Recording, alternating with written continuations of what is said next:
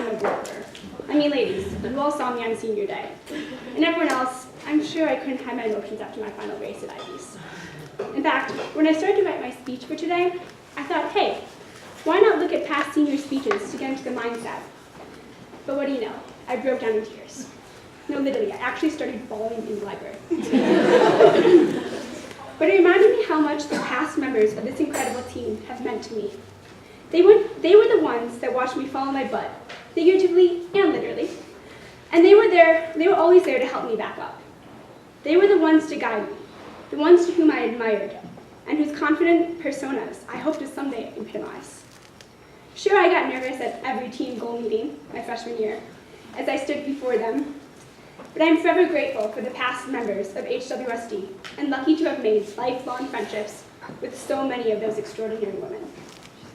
But as the tears I shed for my beloved and respected former teammates subsided, I reflected on why I cry so much around this team, this group of women. The truth is, swimming with this team, my family, has meant more to me than I ever thought possible. I've learned that this sport is far greater than just swimming. It is a way of life. For the past 4 years, I've identified myself as a swimmer at Harvard, and I couldn't have imagined it any other way.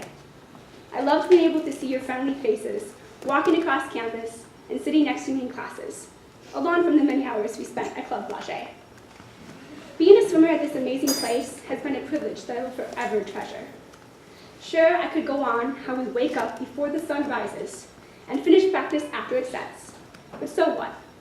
Anybody can wake up early, but it's what we do in the pool, the hardships our bodies undertake, and the ability to conquer our defeats along with our successes that make us truly extraordinary. It sounds cliche looking back now, but ironically enough, the essay I wrote to apply to Harvard was about my thoughts during one of my most crucial races here, the mile.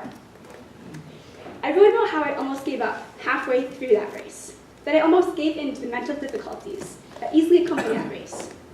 Though I have struggled so much mentally with the mile, I'm happy to share that I finished my swimming career at Harvard by successfully swimming this race. I overcame my fears. I fought my own negativity. But I owe the entirety of this triumph to you. When I got to the point in my race when I anticipated negativity about to set in, I looked to the side of the pool and saw my team, my family, cheering for me. I knew that each of you believed in me, and therefore, I knew that I had to believe in myself, that I could believe in myself. I want this to come off as the least creepiest way possible, but I mentally flipped through each of you during the race, using your strength to keep me going. I can sincerely say that each and every one of you got me through my final race on HWSD. I'm honored to have been one of your captains this year, and I am so proud of everything this team has accomplished.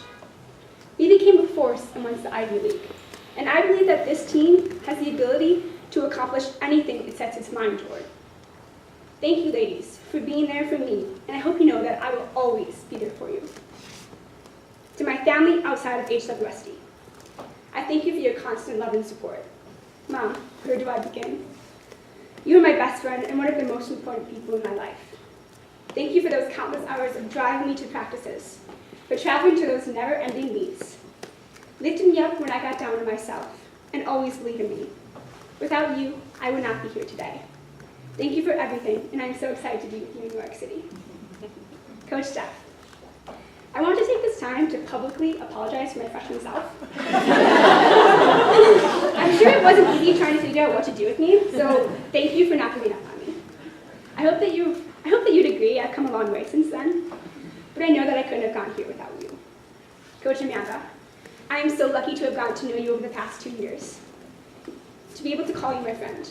You helped me get through the downs and celebrate the highs, and I am so thankful for everything.